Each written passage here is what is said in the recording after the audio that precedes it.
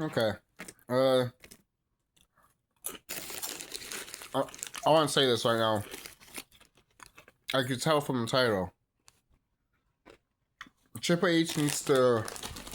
I'm not saying let go, but I'll say this right now. So, this whole regime is under Triple H, obviously, right? You know? So, I want to say this right now. Have Triple H step aside for like a year. You can still be there. Just don't put him as much as TV. You know, it's just ridiculous at this point. And have Shawn Michaels take creative. Maybe Paul Heyman. And also, dare I say, maybe The Undertaker. Maybe just to get a few wisdoms from him. And if it doesn't work out, then you could switch Taker with, why not? Cody Rhodes. Why not? Why not? Why not? I think Cody will do very well in creative. I'm not saying he'll be the main face of creative. Who's going to be the main face of creative? It should at least be 3 people. You know? So, it would make sense to put Shawn Michaels there.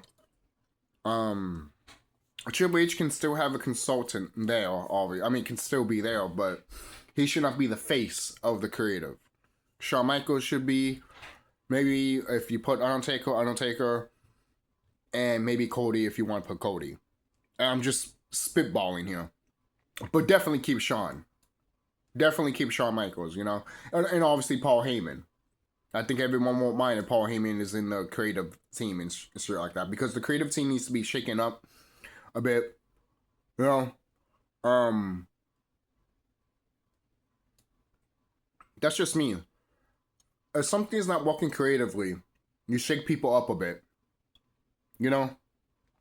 You don't fire them, just shake them up a bit. You know, just switch seats and chairs and shit like that, you know? But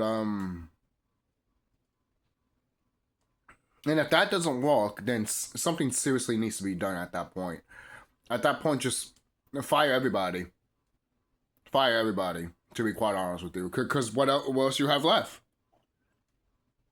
Already, you're not acting like this is a wrestling show.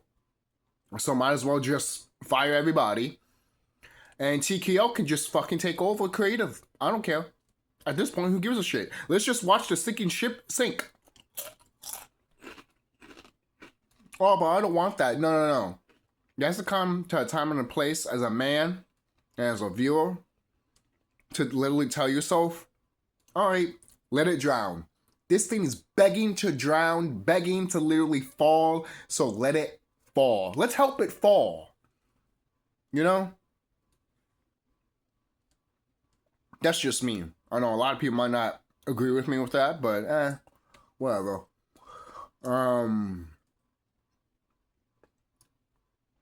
So I think that's really it. If you want to shake creative, push Shawn Michaels, Paul Heyman there, obviously. Because Triple H, I mean, looking back at what they were doing, for crying out loud, if people saying that, oh no, that's fucked up to Triple H and all that stuff, into the people in the creative, Triple H is literally being like, oh, you got something for me? Uh-huh. Alright. Oh, we don't know what to do either. You don't show that shit on television. You don't show that shit what you do behind the scenes on your WWE product. You don't do that shit. Like, tell me you give a fuck without tell me you don't give a fuck without telling me you don't give a fuck. You know? So, there was that. Other than that I can think of, I think that's it. I really think that's it. We're going to put Janelle Grant in the creative team? That'd be hilarious. That would be hilarious. I will pay to see the allegations that Vince put that woman through and have her in creative team. Imagine that. Imagine her being a creative. That will be hilarious and such a stone fire to the point that, you know what? Somehow it'll be entertaining for me. I will want that. But will it give us good TV? Who gives a shit? We already have shit anyways. How bad can we get it now? You know? So, obviously that's just a joke. I know some people online will take that really, really serious and shit, but... Oh, I'm sorry. Sorry to ruin your fun, Mr. Cheapskate. How about Macaulay Culkin? Yeah, let's put Macaulay Culkin in creative team. Yeah. I'll pay for that. What about, Fred Prinze Jr.? Bring him back, to be quite honest with you. I don't know what he's done, but to be quite honest with you, if he used to be in creative team, and this guy used to be freaking Fred from Scooby-Doo, if he used to be in creative team, and some of the stuff that we saw in creative team we liked, then hire him back. Why is that so hard? You know, get a woman in there too. Put Beth Phoenix or something like that. I don't know, like somebody, seriously. How about Charlotte Flair? You know, somebody new and fresh. And if it's not working, then it's not working. Sometimes it doesn't, sometimes it does. But you gotta take the gamble eventually, you know? You know, you definitely don't want Stephanie McMahon being creative team. Well, who knows? Maybe she was at one point and she was doing really good. But how about now? You know, put her in creative team to see what she has. And if she doesn't do well, then take her out, you know? That's really it, man. It's nothing against anybody. For crying out loud, it's not like you're firing her and being like, oh yeah, you're a piece of shit. Get out of here. You know, we're not doing that. We're trying to figure out how to make business and how to make it right. Stop trying to hurt people's... Stop being butthurt just because, oh, you're not doing great and creative, so we're going to push you out. We all voted. Get out of here. If someone told me that I was out or voted out in creative, I would be like, okay, more free time for me, to be quite honest with you, you know? So, that's just me, man. People need to think about that stuff too, you know? But don't get too butthurt if you're not in creative. Because if you are, then that just shows that no one is never going to change in this business and nothing's going to change at all. Which is bullshit. Alright? Seriously. But what do I expect? These are all people that are in their egos. And when one person gets out, they'll be like, oh my god, I'm about to get fired. I gotta do something quick to suck someone's cock. To kiss someone's ass. Or maybe you should leave also.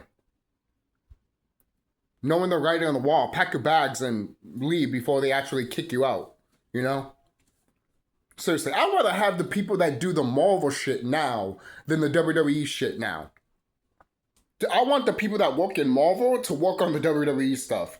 Yeah, I know a lot of people want to say that's controversial because you don't like the Marvel stuff and all that. But I'd rather have that than what we're getting with WWE, to be quite honest with you.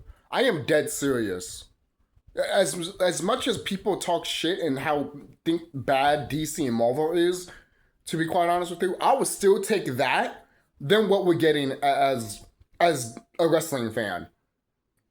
I don't know what that says about us as wrestling fans, but I'd rather take what I'm seeing right now in the Marvel and DC than WWE right now.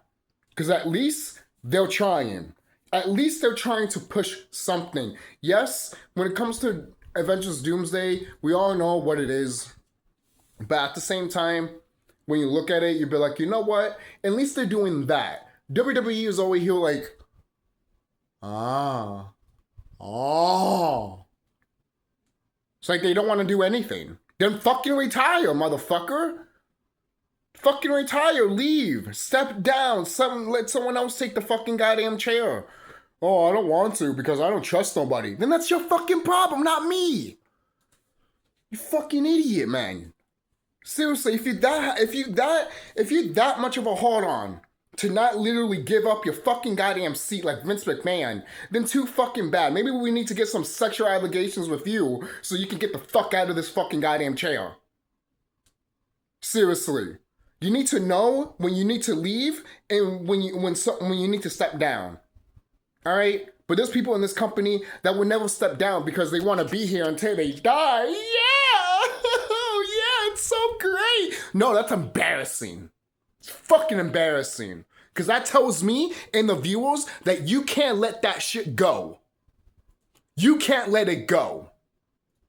At least when it comes to fucking video game companies and movie companies, they switch around. Might not work, but at least they still switch around to see what works and what does not work. Hopefully that's happening in Square Enix right now. Because the shit that they're producing, I don't give a shit. Well, Final Fantasy VII Remake is great. Did you play the original? No, but then shut the fuck up. Shut up. You haven't played the fucking original. Alright? If you play the original and you still like the remake, I'm not talking about you. I'm talking to the people that praise the fucking remakes and never play the original once. Never even try to attempt to beat it. That's the people I'm talking to. That's like remaking Kingdom Hearts 1 and you didn't beat Kingdom Hearts 1. Or you never even tried to attempt to know what the fuck Kingdom Hearts 1 is. Seriously. That's like me remaking a fucking cult classic. You know, like Back to the Future, and not realizing, we don't need a story Back to the Future. We don't need that. Let's just do what the fuck we want. I mean, it's a time traveling movie, so might as well. Then make a time traveling movie. Just don't call it Back to the Future. Nah, we don't want that. We need that marquee value. We need that, we need that stamp of approval for people to put butts in seats. And you wonder why fucking movies suck nowadays, motherfucker. Seriously, the same thing with fucking wrestling. And you wonder why this shit sucks nowadays, because all of you guys are like, oh, you don't want to let shit go. This body is 32 years old, bro. And life is too short. You gotta let shit go, bro. Seriously. And if you can't let that shit go, then maybe you do deserve to die in the business. I hope you have a fucking heart attack and you croak, and they make a fucking funeral for you, but they don't make a funeral for you. They just throw you under another casket when there's another funeral going on, like you see in the little skit from Family Guy when Meg dies, and then Peter Griffin and Lois Griffin just throw Meg under the fucking goddamn, just throw her right under the fucking goddamn casket while the other casket is lowering down because you couldn't afford a grave, you couldn't afford a tombstone, and you can't afford a ceremony because no one doesn't give a fuck about you being dead. Is that what you want? Is that what you want? Because to be quite honest, if it happens to any of these companies I mentioned, I wouldn't give a fuck. Because if you don't give a fuck, why should we? Why should we give a fuck? If WWE dies tomorrow, will you cry for them? I wouldn't. I'll feel sorry for the employees, because they don't have a job now, But some employees, like CM Punk, Roman Reigns, Brock Lesnar, they're fine. They'd be fine. But people like Becky Lynch, maybe Gunther, I'm not even a big fan of the wrestler, but the person or anything like all these people, they'd be like, what the fuck? I feel sorry for them. Even though I don't like how WWE's doing Gunther at all.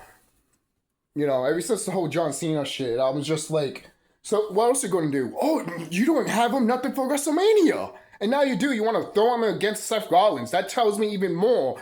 What's the point of this motherfucker retiring AJ Styles and John Cena? You brought John Cena back as the host for WrestleMania. And even people said that if John Cena gets physical at WrestleMania, then the whole thing of his retirement shit was completely bullshit. And I guarantee you, John Cena is probably going to do something in this year's Mania. I even thought about this, and many people have thought about this.